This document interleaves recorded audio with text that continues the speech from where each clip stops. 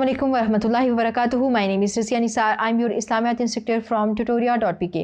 उम्मीद करती हूँ आप सब सेहत और ईमान की सलामती के साथ हशाश बशाश हैं।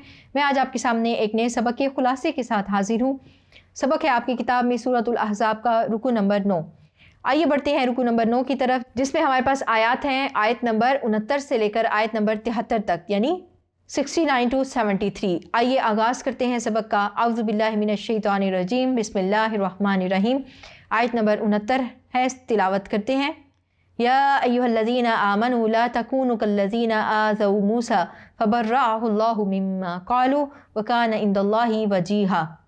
तर्जुमा: मोमिनो, तुम उन लोगों जैसे ना होना जिन्होंने मूसा अलैहिस्सलाम को ऐब लगाकर रंज पहुँचाया तो अल्लाह ने उनको बेऐब साबित किया और वो अल्लाह के नज़दीक आबरू वाले थे।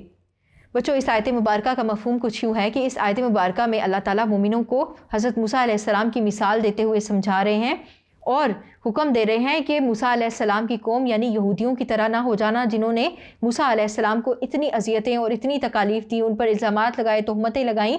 तो तुम भी यहूदियों की रविश पर ना चलो, अपने पैगम्बर मोहम्मद रसूलुल्लाह सल्लल्लाहु अलैहि वसल्लम पर इल्ज़ाम तराशी ना करो। अगर हम हज़रत मूसा अलैहिस्सलाम की ज़िंदगी पर रोशनी डालें तो हज़रत मूसा अलैहिस्सलाम को बहुत सारी अज़ियतें दी गई। उनमें से चंद एक आपके सामने ज़िक्र करते हैं। जैसा कि उनको कहा गया कि उनको नाउज़ुबिल्लाह कोई जिस्मानी बीमारी है जिसकी वजह से वो अपना सतर किसी के सामने नहीं खोलते, वो किसी के सामने बेलिबास नहीं होते। तो अल्लाह ताला ने एक पत्थर के ज़रिए उनकी बरात फरमा दी। एक पत्थर जब उनके कपड़े लेकर लोगों के सामने चला गया और हज़रत मूसा अलैहिस्सलाम भागते भागते उसके पीछे वहाँ जा पहुँचे तो लोगों ने आपको देख लिया, आपकी जिस्म मुबारक को देख लिया कि वो बेऐब है। और इसी तरह एक औरत के ज़रिए तोहमत लगाने की कोशिश की गई तो बाद में उस औरत ने खुद इस बात का इकरार कर लिया कि उसने झूठा इल्ज़ाम लगाया हज़रत मूसा अलैहिस्सलाम पर। फिर इसी तरह एक और वाक़या है कि हज़रत हारून अलैहिस्सलाम के हवाले से कहा गया कि नाउज़ुबिल्लाह हज़रत मूसा अलैहिस्सलाम ने हज़रत हारून अलैहिस्सलाम के साथ कुछ कर दिया है कि वो नज़र नहीं आ रहे, तो अल्लाह ताला ने उस मामले में भी बरात फरमा दी और उनको बेऐब करार दे दिया। तो इस तरीके से मूसा अलैहिस्सलाम को इज़ा दी गई। और इसी तरह मुनाफिकीन भी रसूलुल्लाह सल्लल्लाहु अलैहि वसल्लम पर इल्ज़ाम तराशियाँ किया करते थे। तो यहाँ पर तमाम मोमिनीन को ख़िताब करते हुए, जिसमें मुनाफिकीन भी दाखिल हैं, ये समझाया जा रहा है कि रसूलुल्लाह सल्लल्लाहु अलैहि वसल्लम को तकलीफ़ ना पहुँचाई जाए, मूसा अलैहिस्सलाम की कौम यहूदियों जैसा रवैया ना इख्तियार किया जाए। इस बारे में एक हदीस है। एक दफ़ा रसूलुल्लाह सल्लल्लाहु अलैहि वसल्लम मुसलमानों में माल तकसीम कर रहे थे तो एक शख्स ने मजलिस से बाहर जाकर कहा, रसूलुल्लाह सल्लल्लाहु अलैहि वसल्लम ने इस तकसीम में अल्लाह और आखिरत का लिहाज न रखा। ये बात हज़रत अब्दुल्ला बिन मसूद ने रसूलुल्लाह सल्लल्लाहु अलैहि वसल्लम को बताई तो आप सल्लल्लाहु अलैहि वसल्लम ने फरमाया, अल्लाह की रहमत हो मूसा अलैहिस्सलाम पर, उन्हें इससे ज़्यादा अज़ियतें दी गईं और उन्होंने उस पर सब्र किया। तो इस हदीस मुबारका में भी मूसा अलैहिस्सलाम के सब्र की तारीफ़ फरमाई गई है। अगली आयत की तरफ बढ़ते हैं। आयत नंबर 70 तिलावत करते हैं। या अय्युहल्लज़ीना आमनुत्तकुल्लाह वक़ूलू क़ौलन सदीदा। तर्जुमा: मोमिनो, अल्लाह से डरा करो और बात सीधी कहा करो। इस आयत मुबारका का मफ़हूम यह है कि अल्लाह ताला इस आयत मुबारका में मोमिनीन को मुखातिब करते हुए ये फरमा रहे हैं कि एक तो अल्लाह का तक़वा इख्तियार करो, अल्लाह से डरो और अपने अमाल की जवाबदेही का एहसास रखो और इसके साथ साथ भली और सीधी बात करो। इस आयत का रब्त अगर पिछली आयत से किया जाए तो इससे मुराद ये होगा कि रसूलुल्लाह सल्लल्लाहु अलैहि वसल्लम पर इल्ज़ाम तराशी ना की जाए और अंबिया को निशाने तज़हीक ना बनाया जाए, बल्कि साफ सीधी और भली बात की जाए। इस आयत से हमें रोज़मर्रा ज़िंदगी में भी सबक मिलता है कि अव्वल तो हम खामोशी इख्तियार करें, जैसा कि कहा जाता है खामोशी ऐन इबादत है। और इसी तरह चुप के बहुत सारे फ़ायदे भी होते हैं, इंसान बहुत से झगड़ों से बच जाता है। तो कहा जाता है कि एक चुप और 100 सुख। तो लिहाजा हमें चाहिए कि हम अपनी ज़िंदगी में भी ये रवैया इख्तियार करें कि अपने मुँह से निकाली जाने वाली किसी बात की बाबत अल्लाह का डर रखें अपने दिल में। अगली आयत की तरफ बढ़ते हैं। आयत नंबर 71 है, तिलावत करते हैं। युस्लिह लकुम आमालकुम व यग़फिर लकुम ज़ुनूबकुम व मन युतिइल्लाह व रसूलहु फ़क़द फ़ाज़ फ़ौज़न अज़ीमा। तर्जुमा: वो तुम्हारे अमाल दुरुस्त कर देगा और तुम्हारे गुनाह बख्श देगा, और जो शख्स अल्लाह और उसके रसूल सल्लल्लाहु अलैहि वसल्लम की फरमाबरदारी करेगा तो बेशक बड़ी मुराद पाएगा। इस आयत मुबारका का रब्त पिछली आयत के साथ है। पिछली आयत में भली और सीधी बात कहने का हुक्म दिया जा रहा है, तो इस आयत में उसके फ़ायदे, उसकी हिकमतें, उस पर अल्लाह ताला की तरफ से की जाने वाली नेमतों का जिक्र है। अल्लाह ताला फरमाते हैं कि अगर तुम भली और सीधी बात करोगे तो अल्लाह ताला तुम्हारे गुनाहों को बख्श देगा और इसके साथ साथ तुम्हारे अमाल को दुरुस्त कर देगा। फिर आयत के आखिरी हिस्से में फरमाया कि जो कोई भी अल्लाह और उसके रसूल محمد مصطفیٰ صلی اللہ علیہ وسلم کی فرما برداری کرتا ہے تو وہ بڑا اجر پائے گا۔ اللہ تعالیٰ نے قرآن مجید میں اسی بات کی طرف کچھ یوں اشارہ فرمایا، فَإِن تُطِيعُوا يُؤْتِيكُمُ اللَّهُ أَجْرًا حَسَنًا، اگر تم نے اطاعت کی تو اللہ تمہیں اچھا اجر دے گا۔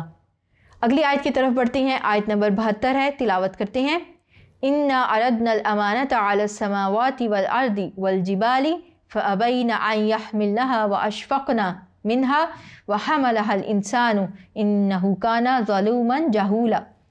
ترجمہ کرتے ہیں، ہم نے بار امانت کو آسمانوں اور زمین اور پہاڑوں پر پیش کیا تو انہوں نے اس کے اٹھانے سے انکار کیا اور اس سے ڈر گئے، اور انسان نے اس کو اٹھا لیا، بے شک وہ ظالم اور جاہل تھا۔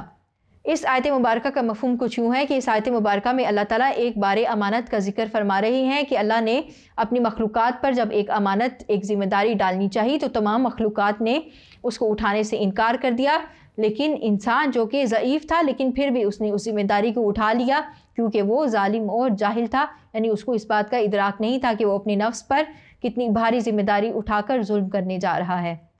امانت سے کیا مراد ہے؟ تو بعض مفسرین کے نزدیک امانت سے مراد خلافت ہے، بعض کے نزدیک اختیار ہے، بعض کے نزدیک اللہ تعالیٰ کے احکام کی اپنی مرضی سے پاسداری، اور کچھ کہتے ہیں کہ اس سے مراد ایمان و ہدایت ہے، جیسے کہ حضرت حذیفہ کا قول ایک حدیث نقل کی جاتی ہے، وہ کہتے ہیں یہ امانت وہ تخم ہدایت ہے جو اللہ کی طرف سے قلوب رجال میں طے نشین ہے، یعنی اللہ نے انسان کے دل میں جو ہدایت کی روشنی ڈالی ہے تو اس امانت سے مراد وہ ہے۔ پھر آگے بڑھتے ہیں، اللہ تعالیٰ نے اس آیت میں فرمایا کہ اِنَّا عَرَضْنَا الْأَمَانَةَ عَلَى السَّمَاوَاتِ وَالْأَرْضِ وَالْجِبَالِ، کہ اللہ تعالیٰ نے امانت کا بوجھ یا ذمہ داری پیش کی کس کے سامنے؟ آسمان، زمین اور پہاڑوں پر۔ تو مفسرین کہتے ہیں اس سے کیا مراد ہے؟ اگر دیکھا جائے تو زمین، آسمان اور پہاڑ، ان پر کوئی ذمہ داری نہیں ڈالی جا سکتی، نہ وہ بول سکتے ہیں، نہ وہ سن سکتے ہیں، اور نہ ہی وہ کسی طرح کی کوئی حرکت کر سکتے ہیں۔ تو یہاں پر مفسرین کہتے ہیں کہ اس کا لغوی معنی بھی ہو سکتا ہے، یہ بطور استعارہ بھی استعمال ہو سکتا ہے، اس کے مجازی معنی بھی ہو سکتے ہیں، اور اس کے حقیقی معنی بھی ہو سکتے ہیں، کیونکہ اللہ تعالیٰ کی جو مخلوقات کے ساتھ تعلق ہے وہ انسان کی سمجھ سے بالا تر ہے۔ اللہ اپنی تمام مخلوقات سے بات کر سکتا ہے اور مخلوقات بھی اس کا جواب دے سکتی ہے جس کو اللہ کے سوا اور کوئی سمجھ نہیں سکتا۔ تو ممکن ہے اللہ تعالیٰ نے واقعتاً یہ ذمہ داری تمام مخلوقات پر پیش کی ہو اور آخر میں انسان نے اس کو اٹھایا ہو۔ پھر اللہ نے فرمایا کہ انسان جو ہے وہ ظلوم جہولا، کہ وہ ظالم اور جاہل ہے۔ تو علماء کرام کہتے ہیں اس سے مراد یہ ہے کہ انسان ظالم اور جاہل ہے، یعنی کہ وہ بالفعل عدل اور علم سے خالی ہے، لیکن وہ کسی کام کو کرنے کی استعداد اور صلاحیت بھی رکھتا ہے۔ پھر اس کے ساتھ ساتھ اس کا ایک معنی یہ بھی ہے کہ انسان نے وہ بار امانت اٹھا لیا، امانت کا بوجھ اٹھا لیا، ایک ذمہ داری اپنے کندھوں پر لے تو لی، لیکن پھر اس کے بعد وہ ظالم اور جاہل ہو گیا، یعنی اس نے اس کی امانت کے بارے میں غفلت اختیار کی، اس نے اس کا حق ادا نہیں کیا۔ اگلی آیت کی طرف بڑھتے ہیں، آیت نمبر 73 ہے، 73 نمبر ورس، تلاوت کرتے ہیں۔ لِيُعَذِّبَ اللَّهُ الْمُنَافِقِينَ وَالْمُنَافِقَاتِ وَالْمُشْرِكِينَ وَالْمُشْرِكَاتِ وَيَتُوبَ اللَّهُ عَلَى الْمُؤْمِنِينَ وَالْمُؤْمِنَاتِ وَكَانَ اللَّهُ غَفُورًا رَحِيمًا۔ ترجمہ، تاکہ اللہ منافق مردوں اور منافق عورتوں اور مشرک مردوں اور مشرک عورتوں کو عذاب دے، اور اللہ مومن مردوں اور مومن عورتوں پر مہربانی کرے، اور اللہ تو بخشنے والا مہربان ہے۔ اس آیت مبارکہ کا مفہوم کچھ یوں ہے کہ اس آیت مبارکہ کا ربط پچھلی آیت کے ساتھ ہے۔ جب اللہ تعالیٰ نے انسان پر ایک ذمہ داری ڈال دی، اس پر ایک امانت کا بوجھ ڈال دیا، تو اب چاہیے تو یہ تھا کہ تمام انسان اس امانت کی پاسداری کرتے، اپنی عہد کی پاسداری کرتے، لیکن کیا ہوا؟ کچھ لوگوں نے تو اس ذمہ داری کا بوجھ اٹھا کر اس کو بطریق احسن انجام دیا، لیکن کچھ لوگوں نے اس میں کجی کی، کمی کی اور غفلت کا شکار ہو گئے۔ تو اللہ تعالیٰ نے پھر ان تمام لوگوں میں چھانٹی کر دی، کچھ لوگ منافق اور مشرک ٹھہرے، اور کچھ لوگ جو ہیں وہ اچھے اور مومنین ٹھہرے جنہوں نے اللہ تعالیٰ کے احکام پر عمل کیا۔ تو اب اس آیت کی حکمت یہی بتائی جا رہی ہے کہ اس امانت کا بوجھ، وہ ذمہ داری ڈالنے کی جو حکمت تھی وہ یہ تھی تاکہ اللہ تعالیٰ مشرک مرد اور عورتوں اور منافق مرد اور عورتوں کو مومنوں سے الگ کر کے ان کو عذاب دے، ان کو سزا دے ان کے امر کی، اور اس کے بعد جو مومنین ہے تو اللہ تعالیٰ ان کی طرف شفقت، مہربانی اور رحمت کی نظر کرے۔ یہ تھا اس آیت مبارکہ کا مفہوم، یہ تھا رکوع نمبر 9 کا خلاصہ جو ہم نے آپ کے سامنے پیش کیا۔ امید کرتی ہوں آپ کو سمجھ آئی ہوگی۔ یہاں پر سورۃ الاحزاب اختتام پذیر ہوئی، اس میں کسی بھی غلطی اور کمی بیشی کی صورت میں اللہ تعالیٰ کی بارگاہ میں معافی کی امیدوار ہوں۔ اگلے گریڈ کے چیپٹرز کے ساتھ آپ کے سامنے پھر حاضر ہوں گی، تب تک کے لیے ٹیوٹوریل.pk سے اپنی اسلامیات انسٹرکٹر رضیہ نثار کو اجازت دیجیے۔ السلام علیکم ورحمۃ اللہ۔